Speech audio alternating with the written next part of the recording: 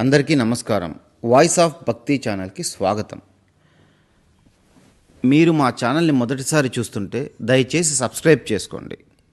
ఈరోజు మనం శివుని అద్భుతాలు మరియు భక్తుల అనుభవాల గురించి తెలుసుకుందాం. మనిషి జీవితంలో ఎన్నో కష్టాలు పరీక్షలు వస్తుంటాయి. అలాంటి సమయాల్లో ఎవరు మనకి ఆపన్న హస్తం అందిస్తారు? మనకు ఎప్పుడూ తోడుగా ఉండే మహాశివుడు శివశంకరుడు.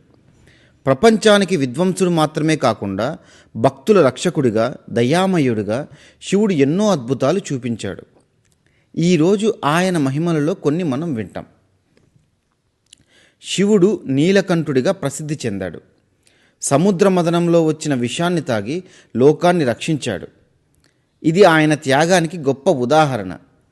తలపై గంగ జటల్లో ప్రవహిస్తూ మనుషుల పాపాలను శుద్ధి చేస్తుంది. మూడో కన్ను అంటే జ్ఞానం, సత్యం.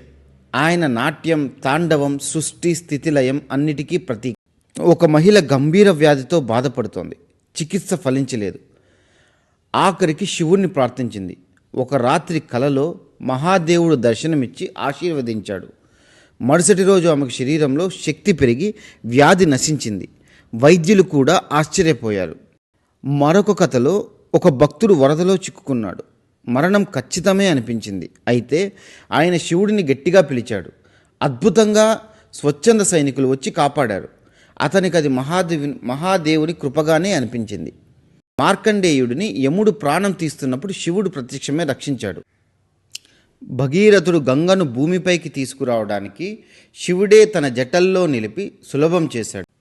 శివుని అద్భుతాలలో లోతైన అర్థం. గంగ శుద్ధి, విముక్తికి సూచనం. మూడో కన్ను జ్ఞానం, లోకసత్యం గ్రహించే శక్తి. పాము మరణం మీద విజయం.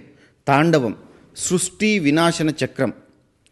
ఒక మహిళ శివాలయంలో ప్రార్థించిన తర్వాత తనలో భయం పోయి శాంతి కలిగింది. అప్పటి నుంచి ఆమె భక్తి మార్గంలో పయనిస్తోంది. మరొక భక్తుడు చిన్న ఊర్లో దాగి ఉన్న శివాలయాన్ని దర్శించిన తర్వాత తన జీవితం కొత్త దిశలోకి మలుపు తిరిగింది. శివుడి అద్భుతాలు కేవలం కథలు కాదు, అనుభవాలు. వాటి వెనుక భక్తి, నమ్మకం, శరణాగతి ఉంటే శివుడు ఎప్పుడూ తన భక్తులను రక్షిస్తాడు. మహాదేవుడు సర్వాంతర్యామి. ఆయన దయకు హద్దుల్లేవు. మనము మనసారా శివుణ్ణి స్మరించుకుంటే ఆయన అనుగ్రహం తప్పక మన జీవితాలలో వెలుగును నింపుతుంది. ధన్యవాదాలు. ఇలాంటి మరిన్ని ఆధ్యాత్మిక సమాచారాల కోసం మా వాయిస్ ఆఫ్ భక్తి ఛానల్ని సబ్స్క్రైబ్ చేసుకోండి.